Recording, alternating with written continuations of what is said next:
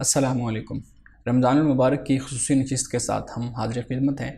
ناظرین، آج ہم خاص طور پہ ایک ایسی ہستی کی زندگی کے بارے میں گفتگو کریں گے جنہوں نے اپنی زندگی کا اکثر حصہ، بلکہ یوں کہا جائے کہ شادی کے بعد نبی علیہ الصلاۃ والسلام کے ساتھ جو زندگی گزاری، وہ ہر شخص کے لیے، خاص طور پہ فیملی لائف کے اندر ہر خاتون کے لیے ایک رول ماڈل کی حیثیت رکھتا ہے۔ میں بات کر رہا ہوں حضرت خدیجۃ الکبریٰ سلام اللہ علیہا کے بارے میں، کہ انہوں نے اپنی زندگی کے اندر مختلف اوقات میں نبی علیہ الصلاۃ والسلام کا ساتھ کس طریقے سے دیا۔ وہ ایک با اختیار خاتون تھیں، وہ ایک بزنس مین تھیں، وہ ایک بیوی کی حیثیت سے، وہ ایک ماں کی حیثیت سے اپنی زندگی گزارتی رہیں۔ انہی پہلوؤں پہ ہم آج گفتگو کریں گے۔ السلام علیکم سر۔ جی وعلیکم السلام سر، خاص طور پہ آج کا جو دن ہے حضرت خدیجۃ الکبریٰ سلام اللہ علیہا سے متعلق ہے، تو سب سے پہلے سر ہمیں یہ بتائیں کہ ایک خاندان کے اندر حضرت خدیجۃ الکبریٰ نے زندگی گزاری، نبی علیہ الصلاۃ والسلام کے ساتھ آپ کا جب نکاح ہوا، اس کے بعد آپ کی اولاد ہوئی، پھر اس کی پرورش کی، تو سب سے پہلے سر قرآن میاں بیوی کے تعلقات کو کس طریقے سے بیان کرتا ہے؟ پہلے ہم اس سوال کو لیں گے اور اس کے بعد پھر ان کی سیرت کے اوپر بات کریں گے۔ تو سب سے پہلے سر ہمیں یہ بتائیں کہ قرآن میاں بیوی کے تعلقات کو کیسے بیان کرتا ہے، اور ہماری رہنمائی قرآن کیسے کرتا ہے اس خاندان کے بارے میں؟ دیکھیے، پہلی بات تو یہ ہے کہ میں یہ جملہ اکثر بولا کرتا ہوں کہ جن کی شادی ہوتی ہے میاں بیوی، لڑکا لڑکی، وہ در حقیقت اپنے خاندان کے آدم و حوا ہوتے ہیں۔ یعنی آپ دیکھیں گے کہ جس طرح حضرت آدم علیہ السلام سے انسانیت کا آغاز ہوتا ہے، دو فرد ہیں، مرد اور عورت، ان کی شادی ہوئی، نکاح ہوا۔ اسی طرح آپ دیکھیے کہ اس زمین پر خاندانوں میں، معاشرے میں جہاں پر بھی دو افراد اپنی نئی زندگی کا آغاز کرتے ہیں، وہیں سے ہی ایک نئی نسل کا آغاز شروع ہو جاتا ہے۔ یعنی ہمارے باپ دادا تھے، بڑے تھے ہمارے، انہوں نے اسی طرح ہی نکاح کیا اور پھر اس کے بعد ایک سلسلہ نسل کا چلا۔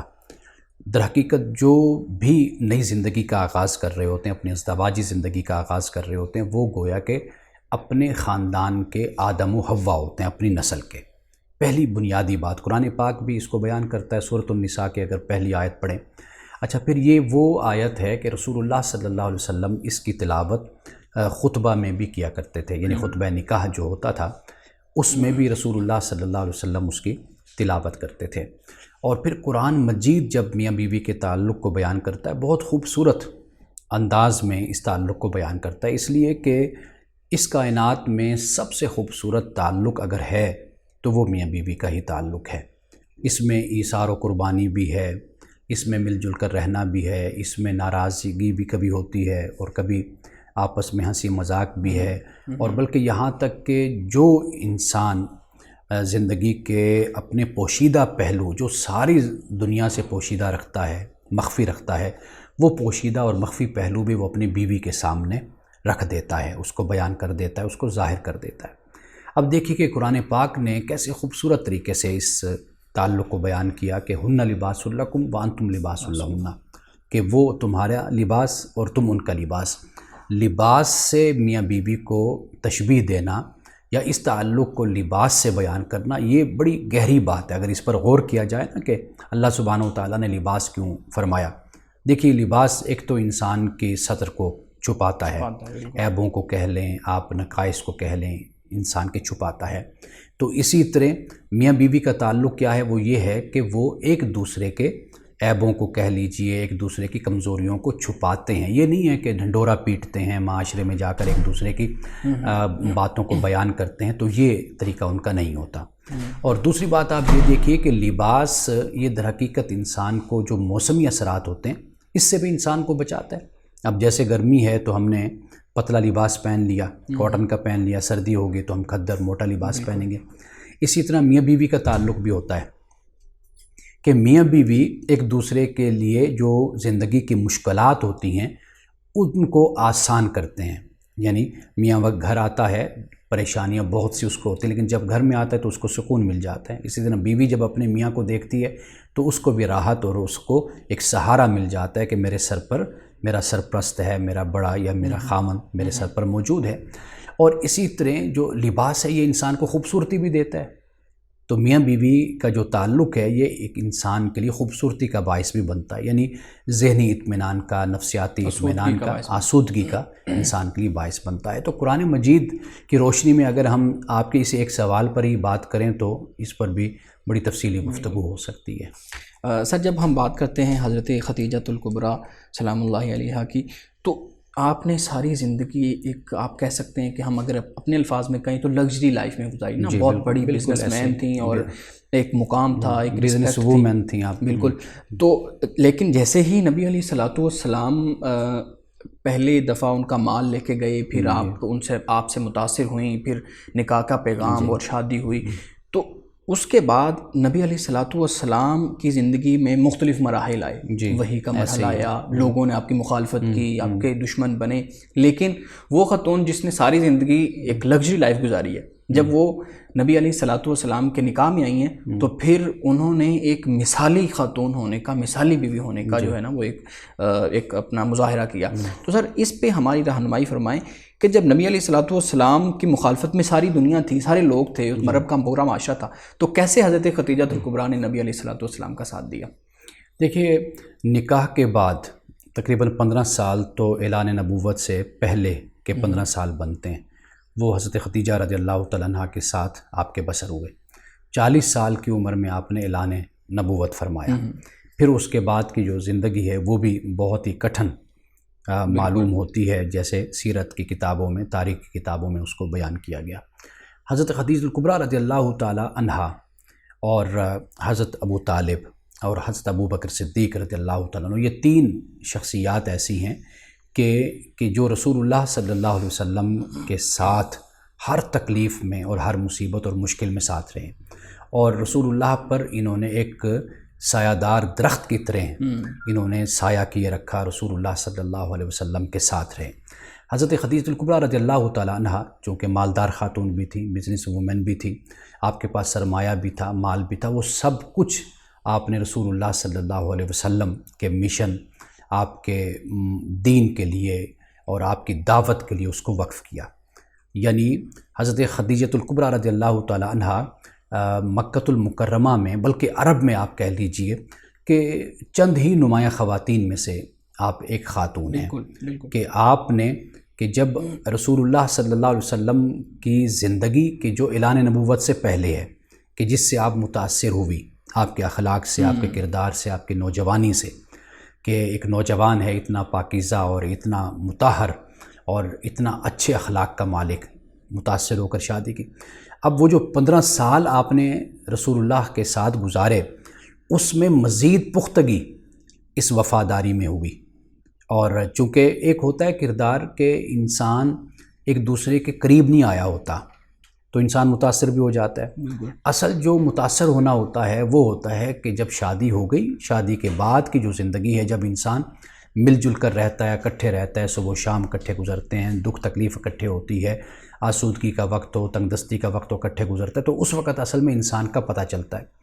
تو گویا کہ وہ جو 15 سال ہیں حضرت خدیجہ کے جو رسول اللہ کے ساتھ گزرے اعلان نبوت سے پہلے، اس نے مزید حضرت خدیجہ کو اس بات سے متاثر کیا، اور پھر اس کے بعد اعلان نبوت جب ہوا، اس کے بعد حضرت خدیجہ نے پھر سب کچھ رسول اللہ کے لیے پیش کر دیا۔ آپ نے بالکل ٹھیک بات کی کہ جب دو افراد آپس میں رہتے ہیں، مل جل کر رہتے ہیں، تو پھر تب پتہ چلتا ہے کہ وہ پنجابی کی مثال نا کہ کس بات تول دی ہے، یعنی تب پتہ چلتا ہے کہ معاملات کیسے چلتے ہیں۔ سر ہمارا معاشرہ، جب ہم اسی بات کو جو آپ نے بات کی ہے، اسی بات کو سامنے رکھتے ہیں، دوسری طرف اپنے معاشرے کو سامنے رکھتے ہیں، تو ہمارے سامنے ایک مسئلہ یہ آتا ہے کہ شوہر جو پریشانی ہوتی ہے، جو اس کے ذہن میں کوئی مسئلہ ہوتا ہے، کوئی ٹینشن ہے، وہ اپنے دوستوں کے ساتھ تو شیئر کرے گا، اس کی کاروبار کا مسئلہ ہے، اس کی جاب کا مسئلہ ہے، اس کی فیملی کا مسئلہ ہے، اس کے بچوں کا مسئلہ ہے، وہ اپنے دوستوں کے ساتھ تو بالکل سیٹسفائیڈ ہے کہ اس کو شیئر کرنے کے لیے، لیکن اپنے گھر میں اپنی بیوی کے ساتھ، جس کے ساتھ اس نے سارا وقت گزارا ہے، اس کے ساتھ وہ شیئر کرنے سے قاصر ہے، اس کے ساتھ۔ اور ذہن ایک خیال ہمارے معاشرے میں یہ کیا جاتا ہے کہ اس کے ساتھ شیئر کر کے کیا کرنا ہے، ان کو کیا پتہ ان چیزوں کا، اور اس کے ساتھ شیئر کرنا تو مزید ٹینشن لینے کے مترادف۔ لیکن جب نبی علیہ الصلوۃ والسلام کی زندگی کو دیکھتے ہیں تو نبی علیہ الصلوۃ والسلام اعلان نبوت ہوا، سب سے پہلے آ کے حضرت خدیجہ سے جو ہے نا وہ ذکر کیا کہ یہ پریشانی ہے، یہ مسئلہ ہے، تو حضرت خدیجہ نے پھر کس طرح ساتھ دیا۔ تو سر ہمارے ہاں معاشرتی یہ جو مسئلہ ہے اس کو کیسے ہم سیرت کی روشنی میں حل کر سکتے ہیں؟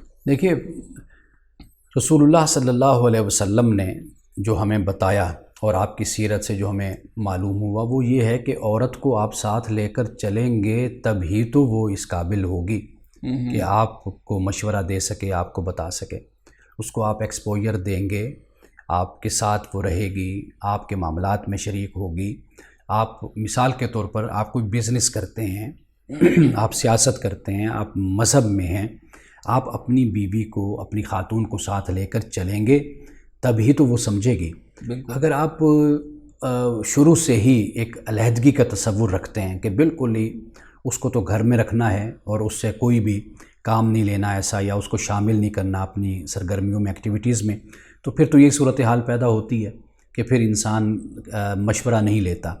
لیکن اگر انسان یہ سوچ لینا کہ میری زندگی میں یہ خاتون ایک اہم کردار ادا کر سکتی ہے، میرے بوجھ کو یہ تقسیم کر سکتی ہے، تو ایسا شخص سمجھداری کے ساتھ اگر چلے تو اس کی زندگی بہت آسان ہو جاتی ہے۔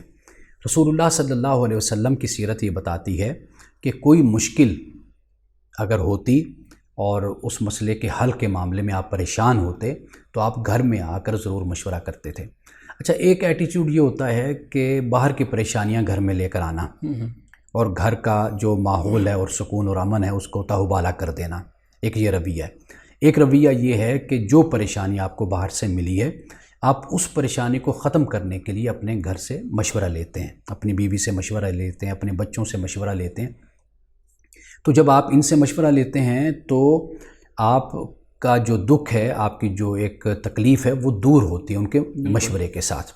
رسول اللہ صلی اللہ علیہ وسلم نے یہ کام کیا، یعنی پریشانی تھی لیکن گھر آ کر آپ نے اپنے گھر والوں سے مشورہ کیا۔ قرآن پاک بھی ہمیں اسی بات کی تلقین کرتا ہے۔ اور ایک بات جو میں اکثر طور پہ کہا کرتا ہوں کہ آپ کو سب سے بہتر مشورہ اگر کوئی دے سکتا ہے وہ آپ کی بیوی دے سکتی ہے۔ وہ اس لیے کہ جس کشتی میں آپ سوار ہیں اسی کشتی کی سوار وہ بھی ہے۔ وہ کبھی نہیں چاہے گی کہ میں کوئی غلط مشورہ اپنے خاوند کو دوں، اسے پتہ ہے کہ اگر کوئی نقصان ہوگا، کوئی مسئلہ پیدا ہوگا تو وہ اس کے اثرات مجھ پر بھی پڑیں گے، تو لہٰذا وہ اپنی طرف سے پوری سنسیریٹی سے اور پورے اخلاص کے ساتھ وہ مشورہ دیتی ہے۔ تو رسول اللہ کی سیرت تو ہمیں یہی بتاتی ہے کہ آپ جب گھر تشریف لاتے تو گھر والوں کے ساتھ مشورہ اور بات اور گفتگو کرتے، لیکن پریشانیاں باہر رکھ کر آتے تھے، یعنی کہ گھر میں وہ پریشانیاں لے کر آئیں، لیکن مشورہ آپ ضرور کرتے اپنے گھر والوں کے ساتھ۔ تو اسی لیے ہمیں بھی یہ بات ذہن میں رکھنی چاہیے کہ آپ کو سب سے بہتر مشورہ آپ کی بیوی دے سکتی ہے، اور آپ پہلے دن سے ہی اپنے معاملات میں اپنی بیوی کو شامل کریں گے، تو جب شامل کریں گے تو اس کا بھی ایکسپوئر بڑھے گا، وہ بھی آپ کے معاملات کو سمجھے گی، آپ کی پریشانیوں کو سمجھے گی، پھر وہ آپ کو بہتر مشورہ دینے کے قابل بھی ہوگی۔ بالکل، بڑی خوبصورت آپ نے بات کی کہ اس کو پہلے دن سے ہی اس کا ایکسپوئر بڑھانے کے لیے کوشش کرتے رہنا چاہیے۔ اور ہمارے ہاں یہ بڑا مسئلہ ہے، ہمارے ہاں عام طور پہ جو شادیاں ہوتی ہیں اس میں یہ بڑا مسئلہ آتا ہے کہ جو شوہر ہوتا ہے اس کا انٹرسٹ اور ہوتا ہے، بیوی کا انٹرسٹ اور ہوتا ہے، دونوں ایک دوسرے کے ساتھ ساری زندگی میچ نہیں کر پاتے اور پھر ایسے ہی زندگی گزر جاتی ہے اور اس سے متاثر بچوں کی زندگی ہوتی ہے۔ سر ایک اور کویشچن جو ہمارے معاشرتی معاملات کے ساتھ جڑا ہوا ہے کہ حضرت خدیجہ الکبریٰ بزنس مین تھی، بہت بڑی بزنس مین تھی اور بااختیار خاتون تھی۔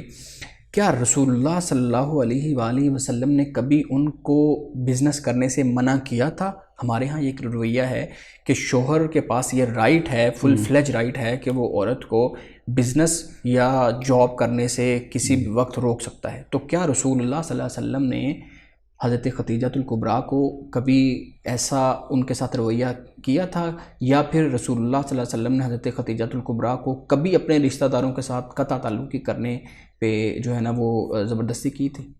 دیکھیے، پہلی بات تو یہ ہے کہ ان معاملات میں ہمیشہ سمجھدار جو میاں بیوی ہوتے ہیں، جیسے ہمارے معاشرے کا مسئلہ ہے، وہ آپس میں طے کرتے ہیں ایک بات کو ایک مسئلے کو طے کرتے ہیں. مثال کے طور پر اگر میاں بیوی آپس میں انڈرسٹینڈنگ کے ساتھ یہ طے کر لیتے ہیں کہ مرد کہتے ہیں میں کماؤں گا، محنت کروں گا، جاب کروں گا، کاروبار کروں گا، آپ گھر کو سنبھالیں، ٹھیک ہے، اور گھر کے معاملات کو آپ لے کر چلیں، اور ان بیوی کے ساتھ مشورے اور تعلق اور آپس میں تبادلہ خیال یہ بھی جاری رہتا ہے.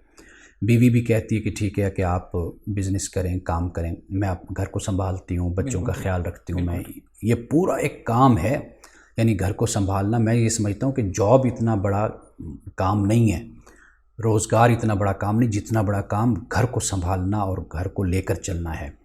اگر دونوں میاں بیوی آپس میں میوچول انڈرسٹینڈنگ کے ساتھ یہ مسئلہ طے کرتے ہیں تو میرا خیال ہے کہ یہ سب سے بہتر راستہ اور طریقہ یہی ہوتا ہے.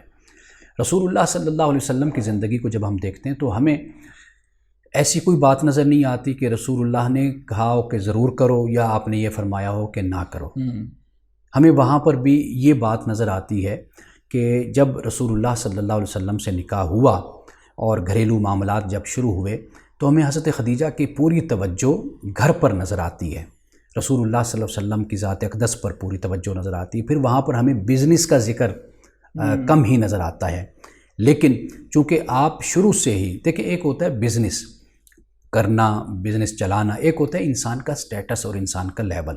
اس میں تو کوئی شک نہیں کہ حضرت خدیجہ اشرافیہ میں آتی تھی، بالکل، یعنی وہ طبقہ جو ایلیٹ کلاس جس کو ہم کہتے ہیں اس میں آپ کا شمار ہوتا تھا. جیسے حضرت خدیجہ ہیں، حضرت ابو بکر صدیق کا ہم نے ذکر کیا، بنو ہاشم کے بہت سے لوگ تھے، بنو قریش کے تھے، دیگر قبائل کے لوگ تھے جو کاروبار کرتے تھے. ان کا ایک لیول، ایک مقام تھا، مرتبہ تھا اپنے مکہ میں، عرب میں. ان کی ایک حیثیت تھی سیاسی حوالے سے، معاشی حوالے سے، سماجی حوالے سے. حضرت خدیجہ رضی اللہ تعالیٰ عنہ خاتون ہو کر ان کا بھی یہی لیول تھا. تو ہمیں یہ بات نظر نہیں آتی کہ رسول اللہ نے کوئی منع کیا ہو اسلام کے بعد یا اسلام سے پہلے، یا یہ کہا ہو کہ اللہ کا حکم یہ ہے کہ بھی نہ کرو یہ کام یا یہ کرو. ایسی کوئی بات نہیں. اس سے ہمیں یہ بات سمجھ آتی ہے کہ عورت کا کام کرنا، گھر سے نکلنا یا نکلنا یا نہ نکلنا، یہ دونوں صورتیں ایسی ہیں کہ جو حالات اور سچویشن کے مطابق میاں بیوی مل جل کر فیصلہ کرتے ہیں. ممکن ہے کہ کہیں پر ضرورت ہو گھر کو مزید بہتر چلانے کے لیے، عورت بھی چاہے کہ میں کوئی نہ کوئی کام کروں، باہر کروں یا گھر میں بیٹھ کے کروں، ایسا بھی ہو سکتا ہے. اگر وہ یہ سمجھتی ہے کہ نہیں ہمیں معاشی طور پر ضرورت نہیں ہے، میں گھر کے یونٹ پر ہی توجہ کرتی ہوں، اس ادارے پر، اور بچوں کی تعلیم اور تربیت. اب آپ دیکھیں کئی مائیں ایسی ہوتی ہیں پڑھی لکھی اچھی مائیں، ہم نے ان کو دیکھا ہے تعلیم یافتہ، کہ وہ گھر میں اپنے بچوں کو خود ٹائم دے رہی ہوتی ہیں. وہ کہتی ہیں بجائے اس کے کہ ان کو ٹیچروں کے پاس بھیجیں یا ٹیچر گھر پہ آئے تو میں خود پڑھاتی ہوں، میں نے اتنی تعلیم حاصل کی، یہ کس لیے حاصل کی ہے؟ اس سے بہت کتنی مہنگی فیسیں بھی بچ جاتی ہیں، یہ بھی فائدہ ہوتا ہے. بچے کسی اور کے پاس جائیں، اب پتہ نہیں استاد کیسا ہے، ماحول کیسا ہے، کیا تربیت ہو، وہ گھر میں بیٹھ کے اپنے بچوں کو پڑھاتے ہیں. سب سے بڑی بات ہوتی ہے اٹیچمنٹ. جی اٹیچمنٹ. اصل جو چیز ہے نا وہ یہ ہے کہ یہ فیصلہ میاں بیوی نے مل جل کر، والدین نے کرنا ہوتا ہے کہ بھئی ہم کس طرح گھر کو چلا سکتے ہیں. بالکل ٹھیک ہے سر. سر اگلا میرا جو سوال ہے وہ ہے ہمارے معاشرتی ایک اور معاملہ ہے، اسی سے متعلق زیادہ تر چیزیں ہیں کہ ہمارے ہاں جب بھی کوئی بیوی فوت ہو جاتی ہے یا اس کو طلاق ہو جاتی ہے تو شوہر اس کے خاندان کے ساتھ تعلقات ختم کر دیتا ہے. ہمارے ہاں یہ بھی دیکھا گیا ہے کہ جیسے ہی بیوی فوت ہوئی ہے اس کے اگلے دن، اس کے کچھ دن بعد ذہنی طور پہ معاملات اگرچہ ملنا جلنا رہے لیکن ذہنی طور پہ شوہر یا اس کی فیملی کے لوگ تیار ہو جاتے ہیں کہ اب اس کے ساتھ، میرے سسرال کے ساتھ میرا تعلق نہیں رہا، یا جو اس کے قرابت دار ہیں اس کے ساتھ تعلق نہیں رہا. رسول اللہ صلی اللہ علیہ وسلم کی زندگی میں حضرت خدیجہ الکبریٰ رضی اللہ تعالیٰ عنہ کی وفات ہوئی تو آپ صلی اللہ علیہ وسلم نے حضرت خدیجہ کے قرابت داروں کے ساتھ اور ان کے اہل خانہ کے ساتھ، آپ کی جو ملنے جلنے والے تھے ان کے ساتھ تعلقات رکھے، ختم کر دیے، کیا سیرت میں؟ دیکھیے رسول اللہ صلی اللہ علیہ وسلم کے لیے اور اللہ کے دین کے لیے حضرت خدیجہ کی جو خدمات ہیں انہیں محسنہ اسلام کہا جاتا ہے. اسلام کی محسنہ ہیں وہ، اور رسول اللہ صلی اللہ علیہ وسلم کی محسنہ ہیں. اگر یہ کہا جائے تو یہ بھی غلط نہیں ہے. ان کی جو خدمات ہیں وہ تا قیامت قائم اور دائم ہیں، اور اس کے اثرات اسلام پر، مسلمانوں کے پر اور مسلمان عورتوں پر نظر آئیں گے اور موجود رہیں گے. حضرت خدیجہ رضی اللہ تعالیٰ عنہ کے انتقال کے بعد رسول اللہ صلی اللہ علیہ وسلم کا تعلق بہت اچھا رہا. حضرت خدیجہ کا ذکر آپ بہت زیادہ کرتے تھے، آپ کی خدمات کا، اور اولاد کے حوالے سے، مال و دولت کے حوالے سے، اور جو اسلام کی خدمات ہیں ان کا ذکر حضرت خدیجہ کا آپ کرتے تھے۔ حضرت خدیجہ کی جو اولاد تھی جن کا روایات میں ذکر آتا ہے، ان کے ساتھ بڑا تعلق تھا، بلکہ وہ تو مسلمان بھی ہوئے۔ رسول اللہ صلی اللہ علیہ وسلم کو جب بھی وہ ملنے آئے، آپ نے ان کا استقبال کیا اور مہمان نوازی کی، بڑی محبت کے ساتھ پیش آئے، اور یہاں تک کہ کتابوں میں آتا ہے کہ حضرت عائشہ بیان کرتی ہیں کہ حضرت خدیجہ کی بہن جب آئیں، دروازے پر انہوں نے دستک دی اور آواز دی، تو رسول اللہ کو ایسے محسوس ہوا کہ یہ خدیجہ آ گئی ہے۔ تو الفاظ جو حدیث میں ہمیں ملتے ہیں وہ یہ ہے کہ اللہم حالہ، یعنی یا اللہ یہ تو حالہ ہے، یعنی رسول اللہ کو یکدم ایسا محسوس ہو کہ جیسے آواز سے کہ جیسے خدیجہ آ گئی، حالانکہ حضرت خدیجہ کا وصال ہو چکا ہے، کہ ایسا محسوس ہوا کہ دروازے پر خدیجہ آئی، لیکن پھر فوراً یعنی الفاظ جیسے ہم کہتے ہیں او خدایا، کہ یہ تو وہ ہے۔ تو رسول اللہ نے فوراً یعنی جب آپ نے دیکھا تو فرمایا اللہم حالہ، یا اللہ یہ تو حالہ ہے، یعنی خدیجہ تو نہیں ہے، یعنی حضرت خدیجہ کی بہن آپ سے ملنے آئی، ان کی خاطر تواضع، ان کی خدمت، بلکہ یہاں تک کتابوں میں آتا ہے کہ ایک بوڑھی خاتون آپ صلی اللہ علیہ وسلم کے پاس مدینہ میں آئی، کافی دیر بیٹھے، آپ باتیں کرتے رہے، گفتگو کرتے رہے، ایسے جیسے بڑے انسیت اور بڑی محبت کے ساتھ ہوتا ہے معاملہ۔ تو جب وہ چلی گئی تو حضرت عائشہ نے پوچھا رسول اللہ یہ کون خاتون تھی، بزرگ خاتون جن سے آپ اتنی دیر گفتگو کرتے رہے اور بڑی ملنساری سے باتیں کرتے رہے؟ آپ نے فرمایا تمہیں نہیں پتہ، یہ خاتون جب خدیجہ زندہ تھی نا، یہ کبھی کبھی ہمارے گھر میں آیا کرتی تھی، خدیجہ کے پاس آتی تھی، بیٹھتی تھی، تو یہ وہ خاتون ہے۔ تو رسول اللہ صلی اللہ علیہ وسلم نے حضرت خدیجہ کو اپنے انتقال تک یاد رکھا، ان کا ذکر بھی کرتے رہے، اور حضرت خدیجہ کے حوالے سے اگر کوئی خاتون آتی تھی، وہ بہن ہے، وہ اولاد ہے، وہ دوست ہے، کوئی بھی ہے، آپ ان کا خاص طور پر خیال کرتے تھے۔ بلکہ کتابوں میں یہاں تک آتا ہے کہ جو کھانا پکتا تھا تو وہ کھانا بھی آپ پوچھ کر پہنچایا کرتے تھے کہ یہ خدیجہ کے دوست ہیں، یہ خدیجہ کی سہیلی ہے، یہ ہمسائی ہے، یہ ملنے آتی تھی۔ تو یہ رسول اللہ صلی اللہ علیہ وسلم کا حسن سلوک اور یہ آپ کا اخلاق تھا۔ ہمیں معاشرتی طور پہ اس چیز کو خاص طور پہ ذہن میں رکھنا چاہیے کہ جب بیوی فوت ہو جاتی ہے تو اس کے بعد ہم نبی کریم صلی اللہ علیہ وسلم کی جو حضرت خدیجہ کے ساتھ ایک تعلق تھا اور کیسے نبی کریم صلی اللہ علیہ وسلم یاد کرتے تھے، بالکل اس چیز کو یاد رکھنا چاہیے۔ سر آخری میرا سوال اولاد کی تربیت سے ہے۔ جی، نبی علیہ الصلاۃ والسلام کی حضرت خدیجہ الکبریٰ رضی اللہ تعالیٰ عنہا سے اولاد پیدا ہوئی اور وہ اولاد بڑی ہوئی، پھر ان کی شادیاں ہوئیں۔ سر سوال یہ ہے کہ ہمارے معاشرے میں عام طور پہ دیکھنے میں یہ آتا ہے کہ ماں اور باپ یعنی بیوی اور شوہر دونوں اپنے فرائض سے سبکدوش ہونے کی کوشش کرتے ہیں۔ بچوں کی پرورش کو کوئی بھی سیریس نہیں لیتا۔ اگر دونوں جاب ہولڈرز ہیں تو مرد بھی جائے گا، عورت بھی جائے گی، اور دونوں ایک دوسرے کے اوپر ذمہ داریاں ڈال رہے ہوتے ہیں۔ عام طور پہ یہ دیکھنے میں بھی آیا ہے کہ جب ہم کہتے ہیں، جب ہمارے ہاں یہ بات کی جاتی ہے کہ ماں تربیت کرے تو کہتے ہیں کہ باپ کیا کرے پھر، ٹھیک، یہ مختلف طرح کی ایک ہمارے سامنے چیزیں آتی ہیں۔ تو نبی کریم علیہ الصلاۃ والسلام حضرت خدیجہ الکبریٰ رضی اللہ تعالیٰ عنہا کی سیرت سے ہمیں کیا درس ملتا ہے کہ انہوں نے اپنی اولاد کی تربیت کس طریقے سے کی؟ کیا ایسا ہی جو ہے نا وہ ہمیں رویہ نظر آتا ہے، یا ان کی سیرت سے کیا رہنمائی ملتی ہے؟ دیکھیے، تربیت جو ہوتی ہے یہ کہنے سے نہیں ہوتی، کر کے دکھانے سے ہوتی ہے۔ تربیت کر کے دکھانے کا ہی نام ہے تربیت کرنا، کہنا تربیت نہیں ہے۔ آپ اولاد سے کہیں نماز پڑھو، آپ اٹھ کے خود نماز نہ پڑھیں۔ آپ اولاد سے کہیں جی گالم گلوچ نہ کرو، آپ گالم گلوچ کریں۔ آپ اولاد سے کہیں جی غیبت نہ کرو، آپ غیبت کریں، تو پھر کہاں سے تربیت ہونی ہے؟ آج اگر قوم کا کردار بگڑا ہوا ہے اس کی وجہ یہی ہے کہ رہبر و رہنما نصیحتیں تو کرتے ہیں، لیکن جب اپنا وقت آتا ہے کردار دکھانے کا تو پھر اپنا کردار نہیں دکھاتے۔ یہ سب سے بڑا مسئلہ ہے۔ تو گھروں کا ماحول ٹھیک کرنے کے لیے حضرت خدیجہ رضی اللہ تعالیٰ عنہ کا پہلا نسخہ وہ تو یہی ہے کہ جو کہنا ہے اس پر پہلے خود عمل کر کے دکھاؤ۔ اور دوسری بات جو حضرت خدیجہ کے بارے میں مجھے نظر آتی، یعنی میں نے آپ کا مطالعہ کیا، آپ کی سیرت کو دیکھا، بہت زیادہ زندگی سی میدان میں گزری ہے۔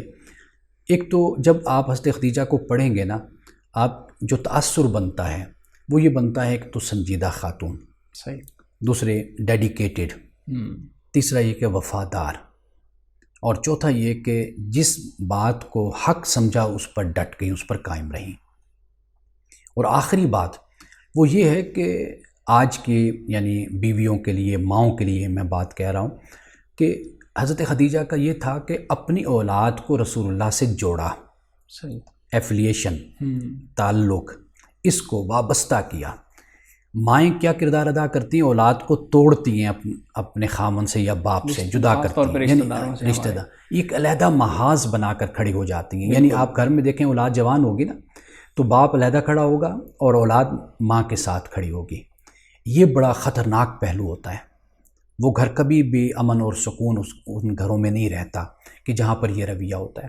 حضرت خدیجہ کا رویہ یہ تھا کہ اولاد کو رسول اللہ سے جوڑا۔